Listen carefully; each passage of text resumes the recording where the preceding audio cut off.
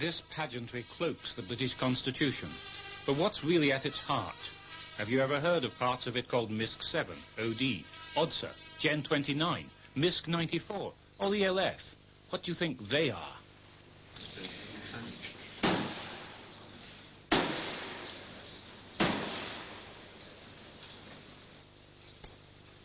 In some ways, these organizations are more secret than MI5 or MI6, and there are many more of them. These mysterious initials are amongst any Prime Minister's most closely guarded secrets. These are the organizations who've really decided critical national issues over the last 10 years.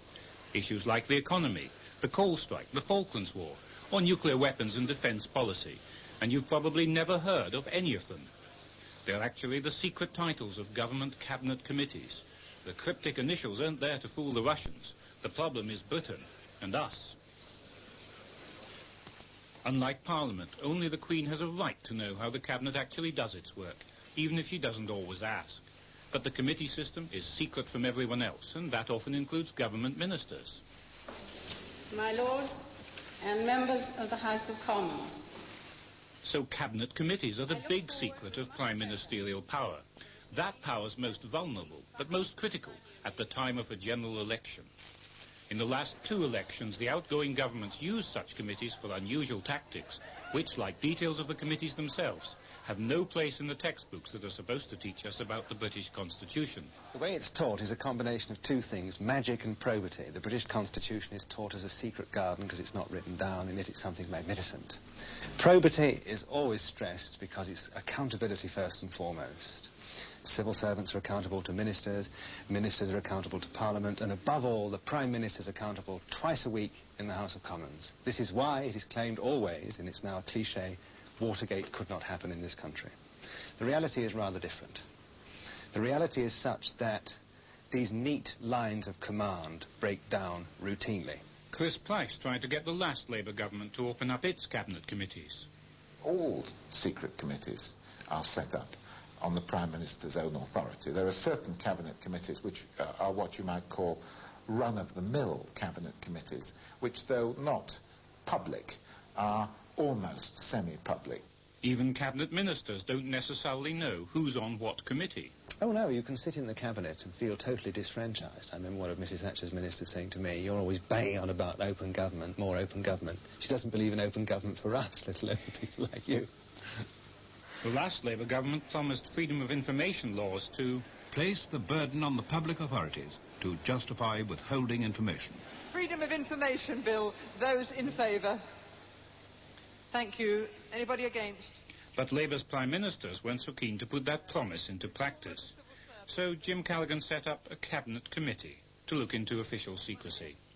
I am absolutely certain that Jim Callaghan was prevaricating between 1974 and 1979 because I was told later that a secret cabinet committee had been set up in order to prevaricate.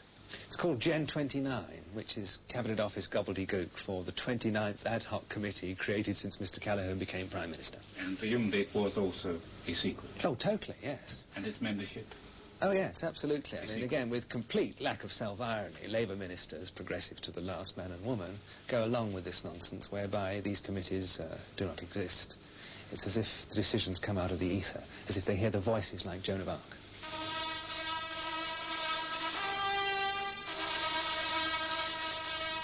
But Jim Callaghan certainly wasn't going to bring openness to the Cabinet Committee system. In fact, Gen 29's plan was really to toughen the Official Secrets Act. A bill to do this had already been written, but they'd never dared to publish it. Further proposals will be brought forward to achieve more open government.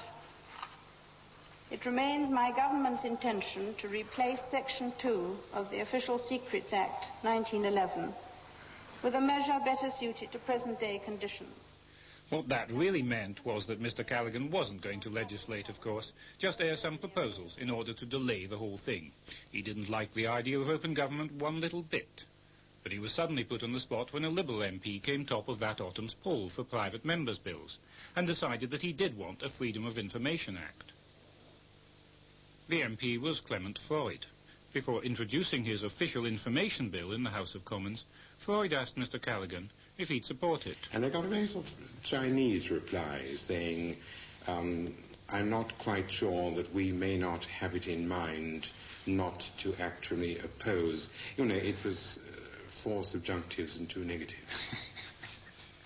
When detailed discussions on the bill began, a Home Office Minister, Brynmawr John, tried to alter Floyd's bill to conform with what Gen 29 had wanted all along. Well, he was obviously very well briefed, and there were a lot of amendments which, had he not been the minister, one would have called wrecking amendments. What would you call them? Wrecking amendments.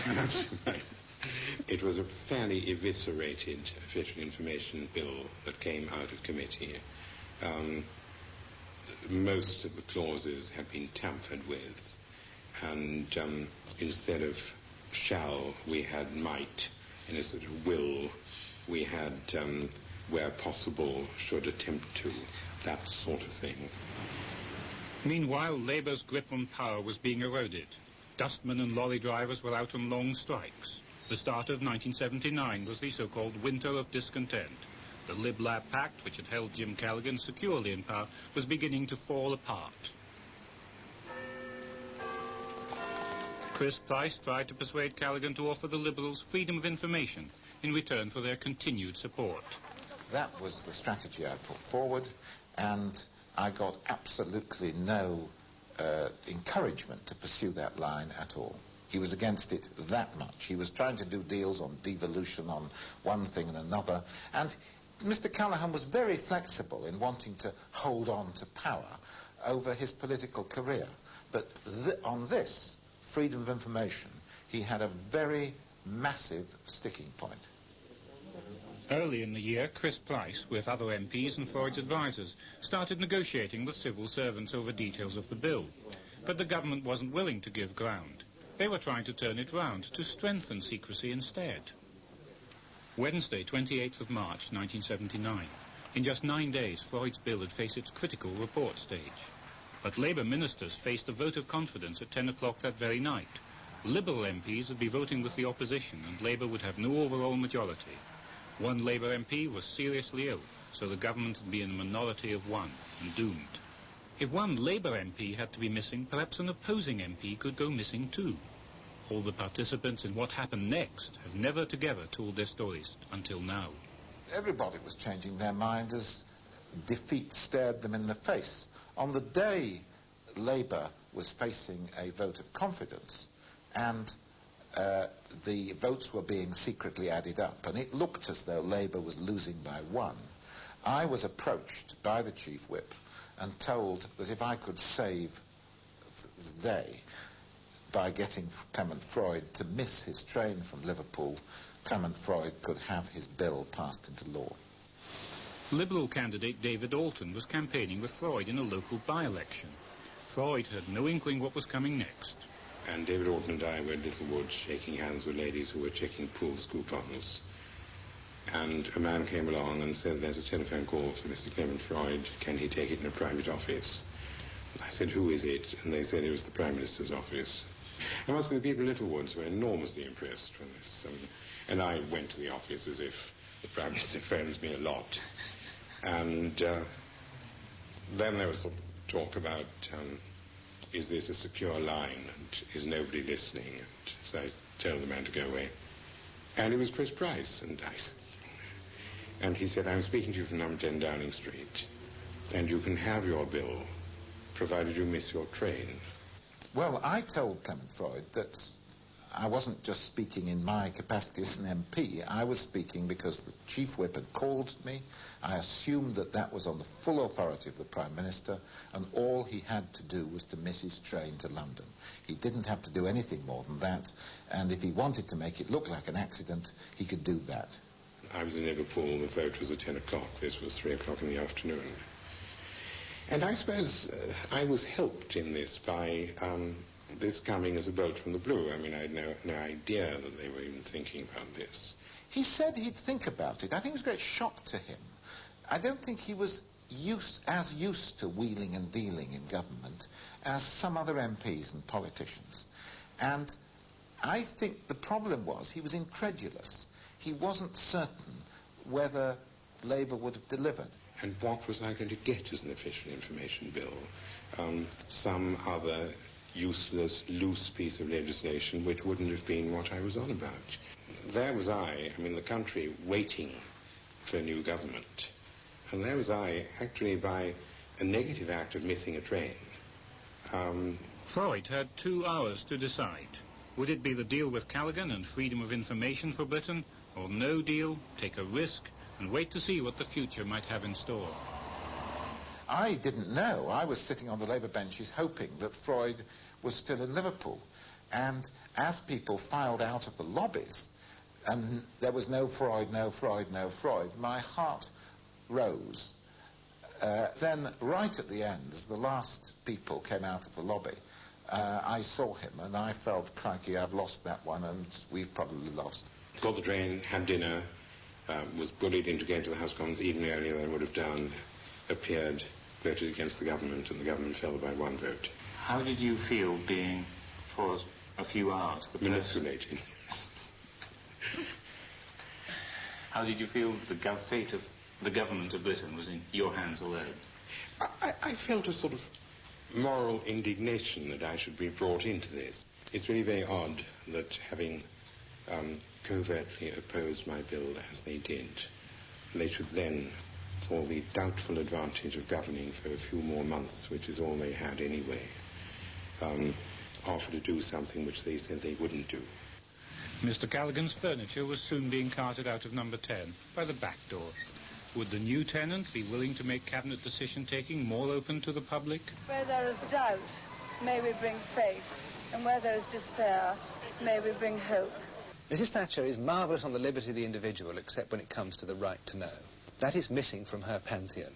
She's an exceedingly authoritarian lady when it comes to confidentiality of government operations and government paper. She has syringed the collective nature, the collective marrow from cabinet and cabinet committee work into informal ad hoc groups which she can stack to get the result she desires. But Mrs. Thatcher's also used the traditional method of setting up formal cabinet subcommittees. One of these was the replacement of the Polaris Strategic Nuclear Deterrent Force with something else. And this was put into a cabinet committee known as MISC-7, which in our language, normal language, is the 7th ad hoc committee Mrs. Thatcher created after becoming Prime Minister. MISC meaning? Miscellaneous. And was this committee a secret? Totally. The decision by the MISC-7 Cabinet Committee to replace Polaris with Trident was soon followed by permission to station US cruise missiles in Britain. The 2 decisions provoked immediate protests. After years in the political wilderness, the campaign for nuclear disarmament now found themselves at the centre of the political stage. Opinion polls showed a majority in Britain were opposed to Trident and Cruise. The government's popularity slumped. At the same time, CND's membership blossomed. Conservative Party managers feared the whole defence issue could lose them the next election unless they took urgent steps to turn the tide of public opinion. What happened next? A campaign against CND led to a remarkable catalogue of Whitehall improprieties. One group broke the law. Government and foreign money was channeled into other groups, and the government itself was accused of improperly involving civil servants in party politics. The campaign against unilateral disarmament operated at 3 levels: the government, the Conservative Party, and sympathetic outside organisations. On the government side, the secret cabinet committee, MISC-7, led on to a special subcommittee called the Ministerial Group on Nuclear Weapons and Public Opinion. The subcommittee was chaired by Defence Minister Peter Blaker, backed up by junior ministers from the Home Office and Foreign Office. One of the first items on their agenda was the Civil Defence Programme and its effects on public opinion. When you hear the attack warning, you and your family must take cover at once. Official civil defence advice, like the film Protect and Survive, had been a political disaster. Instead of reassuring people, it made them more worried about nuclear war. A 1980 civil defence exercise, Square Leg, had shown graphically how Britain would fare under nuclear attack. With 130 nuclear weapons used, not a lot would be left. So ministers like Peter Blaker and Home Office Civil Defence Minister Patrick Mayhew were worried about where the bombs might land in the next exercise due in 1982. So in Hard Rock, less than 50 bombs would fall in Britain. Most British and American military bases would be excluded from the hit list in case local residents became nervous about being in the firing line. As far as possible, bombs shouldn't be targeted on major cities, and if they were, they should miss. But this meant nuclear weapons would have to land in some unlikely places. Mallaig in the northwest of Scotland, a remote fishing village with a population of less than 1,000, and mountains in the middle of Wales with no population at all to worry about. But the new target map still wasn't quite what ministers wanted, so they asked civil servants to list the parliamentary constituency in which each bomb would land, and decided it would be unwise for bombs to land on any marginal constituency. They'd have to retarget these bombs too. The Cairngorm Mountains now became a prime target as more bombs were moved away from populated areas. But with all these changes, the whole exercise was by now so unrealistic that it had to be cancelled by the Home Secretary, who blamed opposition from nuclear-free local authorities. There's never been a national civil defence exercise since. That was the government's first contribution to the campaign to win public opinion away from the peace movement.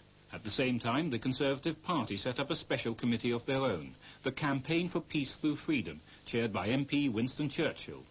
Piers Woolley was a Tory party official who worked for the new committee. Well, at Winston Churchill's meetings, the Campaign for Peace Through Freedom was an umbrella organisation set out to coordinate the activities of the British Atlantic Committee, BAC, the Coalition for Peace Through Security, the CPS. These two organisations, the British Atlantic Committee and the Coalition for Peace Through Security, were just two of the groups coordinated by Winston Churchill, but the two could hardly have been more different. The British Atlantic Committee was a highly respected pro-NATO study group, which included prominent members from all political parties.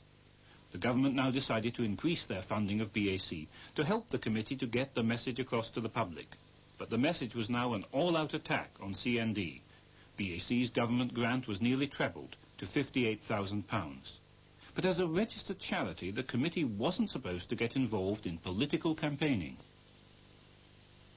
Ken Aldred, who was BAC's representative on the Winston Churchill Committee, had reported back to BAC itself, the organisation, with Alan Lee Williams, that they were sailing pretty close to the concept of charitable status by taking a political stand on nuclear disarmament. And after receiving complaints, the Charity Commissioner said yes, BAC had stepped over the line. Soon after that, the British Atlantic Committee pulled out of Winston Churchill's group when they heard about the unorthodox activities of one of the other groups represented, the Coalition for Peace Through Security. The Coalition was anything but a respected all-party organisation. It was run by 3 Conservative parliamentary candidates and an American businessman. Please ignore the group of people up above. They're nothing to do with us. They're a small group of right-wing fanatics. The Coalition specialised in trying to disrupt CND events. It was backed by a foreign right-wing pressure group, the Heritage Foundation of Washington. Letters exist showing that the Heritage Foundation provided at least $60,000 to support the Coalition's noisy opposition to CND. These were the streetwise kids, if you like. They were mainly involved with heckling at public meetings, organising anti-CND rallies, finding any opportunity where they could have a direct attack at the street level on CND. Attempting to disrupt CND demonstrations, the Coalition frequently flew provocative banners low over the crowds. During 1982, their pilot was convicted of illegal and dangerous low flying at one CND festival, but that didn't stop them. Nor did the Coalition confine its activities to Britain. 2 of their activists went to the United States to disrupt a speaking tour by Bruce Kent, then CND's General Secretary. Well, the standard technique of papering over advertisements for meetings so that as far as most people were concerned, the venue had then been changed, so that anyone interested in listening to Bruce Kent would turn up at the wrong meeting hall. My experience generally with the Coalition has been one of of outrage on my part. I mean, I just didn't know people behaved like this in public life. I mean, I think that I can't imagine an organisation behaving in a more disgraceful way in a society more democratic than most. The coalition also produced leaflets, distributed for them by the Conservative Party, just part of a great volume of material flooding out from a variety of organisations. The biggest contribution of all came from the Ministry of Defence, which could draw on an annual information budget of £16 million. This was one of the Defence Ministry's more memorable contributions to the campaign, the British bulldog facing up to a bullying bear. The Prime Minister herself was very enthusiastic about it, even though she had slight problems about what colour the bear was. But apart from that little problem, there was quite a lot of enthusiasm for the pamphlet. How did she show her enthusiasm?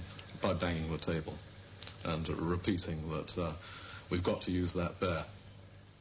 Senior Defence Ministry civil servants were a little less keen. I think it was a bit more extrovert than the normal stuff that, you know, comes out of government departments, which is pretty stodgy on the whole. And I think certainly that leaflet was viewed as sort of slightly way out, that's the right phrase, within the Ministry of Defence. But as well as its unusual content, that pamphlet was an example of the way the constitutional distinction between government and political party was now under strain. With the election imminent, the Prime Minister set up a series of Conservative Party liaison committees to plan the party's election stand on critical issues. The meetings took place in the Cabinet Room of Number 10. But these were party political committees. The Secretariat consisted of Conservative Party officials, not civil servants. There's a long-established convention in Whitehall that civil servants should not be seen to participate in party political occasions. I think it would be very unusual for any civil servant to attend a gathering of that nature, which, by definition, must be a party political occasion. Bernard Ingham's a civil servant. He's the Prime Minister's press secretary. Normally, he stays right out of the limelight. But during last year's Westland affair, his role incurred strong parliamentary criticism. When it became known that Ingham had had an active role on the Conservatives' Liaison Committee on Defence, eyebrows were raised. And very properly in Whitehall, the old sweats, who really do believe in keeping the distinction between appointed officials or permanent civil servants and elected people who serve the transient government of the day, and this was regarded as anathema. At the start of 1983, Michael Heseltine had taken over at the Ministry of Defence. Observers reckoned there were two reasons for his appointment. One is to make it more efficient, and he's good at that, likes management, which is very rare for a minister. The other one was to thump CND's very successful surge of publicity and propaganda, and he's very good at that also. What he did was set up a special new outfit, Defence Secretariat 19, as an anti-CND think tank. And this was going to be the body which counteracted this very, very successful period through which CND was living. One of DS19's first initiatives was to seek out private information about leading members of CND. Inside these offices, MI5 intelligence staff were asked to trawl their files for information the new minister could use. In a letter to Conservative Party candidates just before Easter 1983, Mr. Heseltine circulated details of the background of leading CND officers. I was again shocked. I mean, I just didn't realise that people who look so respectable in public will behave in such ways if they want political power. I mean, Heseltine has never debated with CND. He's never even talked to people, CND officers or committee or council, about the issues. And I'm concerned with the issues. And what he does is issue a letter just before the election, which more or less smears the council of CND. He gets it wrong because he implies that there are 26 members of our council. There are actually over 100 because of the regional delegations coming, so he doesn't even get the proportions right. But he says in this that really our main purpose, our real purpose, is to be a kind of front for the Soviet Union. Those are not exact words, but that's what it comes down to, that that's our real objective in life. And it's utterly untrue. To go into an election with this sort of nonsense, I think, is really demeaning to politics and democracy. But with the 1983 general election safely over, this special anti-CND department of the Defence Ministry, DS19, was disbanded. There was no need for it anymore. Oh, I think that just simply confirmed everything that everybody had thought right from the beginning, that this was just really a piece of propaganda to back up the government in the run-up to the election campaign. I don't think anybody had any illusions about what the purposes of DS19 were. So, in the 2 years preceding the 1983 election, an extraordinary number and range of organisations had set about the task of winning public opinion over to the government's cause. Bodies ranging from the wilder fringes, like the Coalition for Peace Through Security, to the Defence Ministry's own DS19. Their campaign worked. It was supremely successful in making CND's membership, senior membership, the issue, rather than the issue of unilateral disarmament. No, the main purpose was to win the election. And that is why the nature of the campaign was information, disinformation, and, on many occasions, character assassination. I think any government at the end of a second term is paranoid. By this stage, even the most balanced Prime Minister thinks the world is again him or her. So there could be an even greater emphasis on massaging the media and all the rest of it. After this year's party conferences, it became apparent that defence, once again, would be one of the issues at the heart of the next general election. I would, if necessary, fight and die. Fight and lay down my life for my country and what it stands for. I would die for my country, but I tell you, I would never let my country die for me. A Labour Britain would be a neutralist Britain. It would be the greatest gain for the Soviet Union in 40 years, and they would have got it without firing a shot. There's a new Conservative committee to campaign against Labour and Alliance defence policies. And just as before the last election, there's a new government film on the Conservative Party's defence policy. And the secret committees of 1987, we might officially hear about them in 30 years' time. Preserving peace with freedom and justice. We're told that government is by consent of the people. But can government really be by consent when so much is kept secret and held inside the inner circle? If you're a cabinet minister and you have to put up with difficult backbenchers and far from deferential press, a public opinion that does never understand the virtue of your case, the one compensation is going home late at night and breaking open the fourth red box that your private office has provided and seeing something from the Defence and Overseas Policy Committee of the Cabinet with top secret on it that only you and 12 other people know.